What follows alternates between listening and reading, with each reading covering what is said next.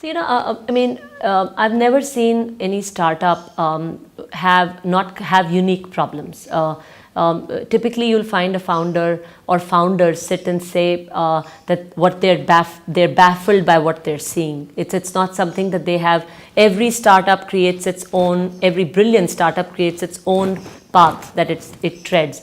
And unless the founder and the combination of founders, unless they show the fact that they will come up with new and unique solutions with limited resources that they have, they will constantly think of new ways to whether it is the customer distribution side. You could be baffled, you could be thinking I'm going to have organic growth, word of mouth will just carry my business forward. But then if it's not happening, you need to think out of the box. On the product and technology side, what you think is immensely scalable may start to flounder.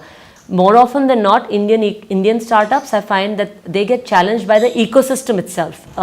So we kind of constantly see that if there is a problem, there is a very standard way of dealing with it. But if founders end up taking the unbeaten, untreaded path, they can kind of completely dealt with so many startups, and I kind of constantly get surprised by the unique thinking that the best founders display. So to me, it is always saying I have limited money, but I have my mind and I can think out of the box, and I'm going to come up with a solution which is going to startle my competition. The customers are going to love it.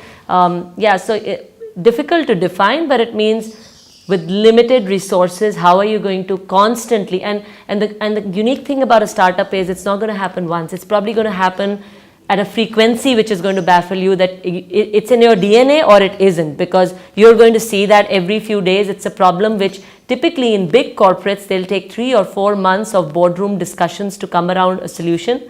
But startups don't have that kind of time. Both money and time are at a shortage. So resourcefulness is key.